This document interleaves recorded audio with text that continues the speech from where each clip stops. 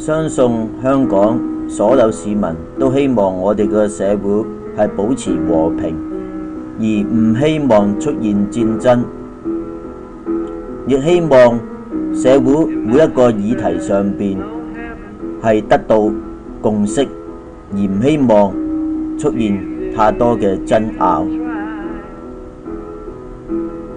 我亦相信每個市民都渴望追求民主同人權。我想喺度透過大氣電波同佔中行動嘅示威者同發起人分享一下民主同埋人權嘅理念。我相信喺一個民主嘅社會上，每個人都應該喺一個平和嘅氣氛。我重新再講多次，喺一個平和嘅氣氛之下去發表佢哋嘅意見。我個人對於佔中行動表示反對，因為我覺得佢哋已經違反咗民主嘅精神，因為佢哋以一個脅迫嘅手段威逼人大常委推翻政改嘅決定，亦用一個脅迫嘅手段去威逼特首同佢對話。佔中行動亦違反咗人權精神，霸佔馬路令交通癱瘓，係影響到社會秩序同埋所有道路使用者嘅權利。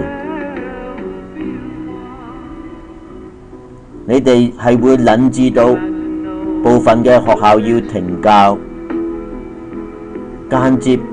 剝削咗學生求學嘅權利。部分嘅店鋪受影響地區部分嘅店鋪亦會暫停營業，間接剝削咗市民工作嘅權利、商人營商嘅權利。你哋亦影響到緊急服務，因為咁有市民係有機會延遲失救而導致死亡，間接會摧毀咗一條無辜寶貴嘅性命。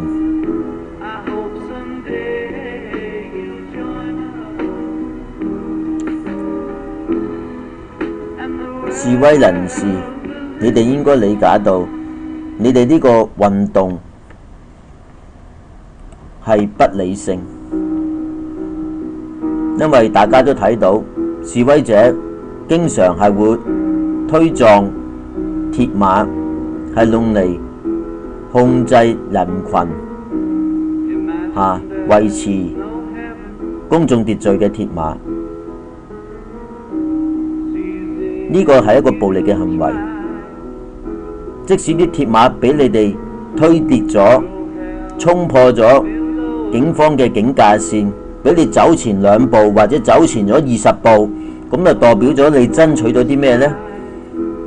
呢個行為只係會製造到一啲混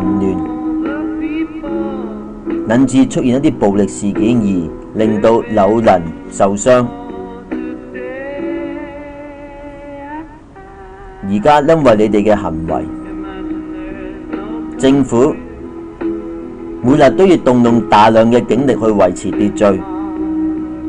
係浪費咗警力，亦影響到警隊正常嘅運作。而家佔中嘅發起人仲建議擴大霸佔政府其他建築物。你哋呢啲做法係會影響到其他政府部門嘅正常運作嘅，受害嘅係無辜嘅市民，佢哋得唔到正常嘅服務。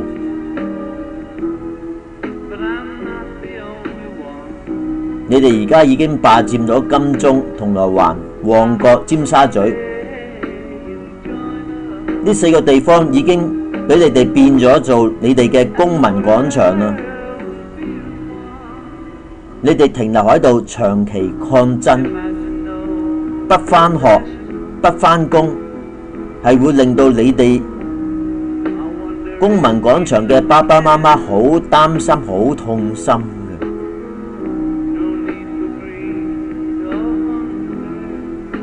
你哋經常宣稱話呢個係非暴力嘅行為，即使冇示威者推跌呢啲鐵馬，即使冇任何肢體嘅衝突，但係因為佔中行動出現咗，你哋對社會造成一個好大嘅衝擊，破壞咗社會秩序，嚴重打擊經濟，好多市民嘅生活都受你哋影響到。如果情況持續，更自然有機會令到我哋嘅股市、樓市崩潰，外資撤走。呢個咁樣嘅衝擊呢，係對社會係一個好具深遠嘅負面影響，係嚴重打擊咗民生。咁呢啲行為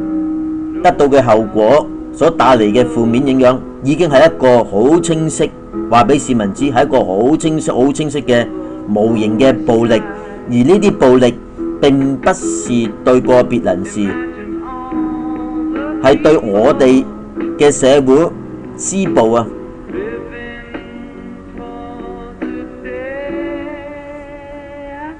年青人有理想有抱負係正確，但係我想話俾你知，理想同現實永遠都會有落差嘅。民主嘅步伐就等於一塊搖搖板，社會將民主擺喺搖搖板嘅一端，將現實、將理想擺去搖搖板嘅一端，亦將現實擺去搖搖板嘅另一端。大家應該揾到呢個搖搖板嘅平衡點，咁樣社會先有秩序，先至安定。唔可以將理想同現實分拆開兩件事，造成一個好大嘅衝突。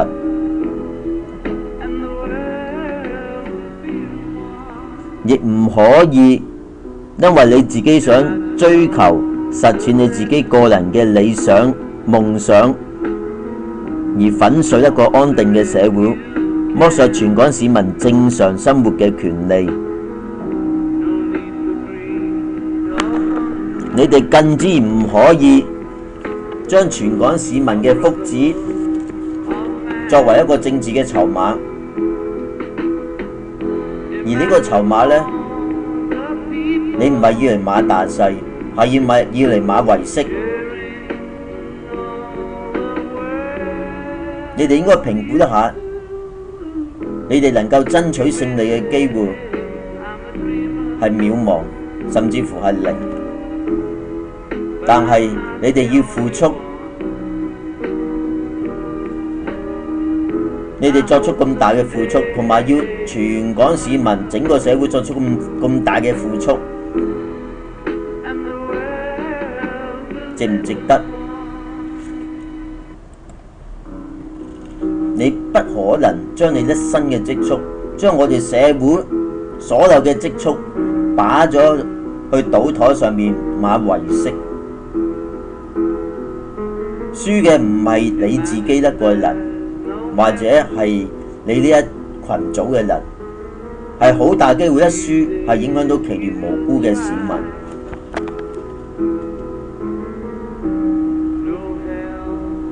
我好期望，亦好支持有議員有學者、有時事評論員出嚟同佔中發起人同學生代表就在呢場政改嘅方案作出一啲理性嘅討論，大家尋求一個共識嘅方案，盡量將唔同嘅意見同埋化解佢哋嘅分歧，將個分歧收窄，係帶領香港逃出呢個難關，好讓香港市民能夠重拾一個正常嘅生活，恢復社會秩序。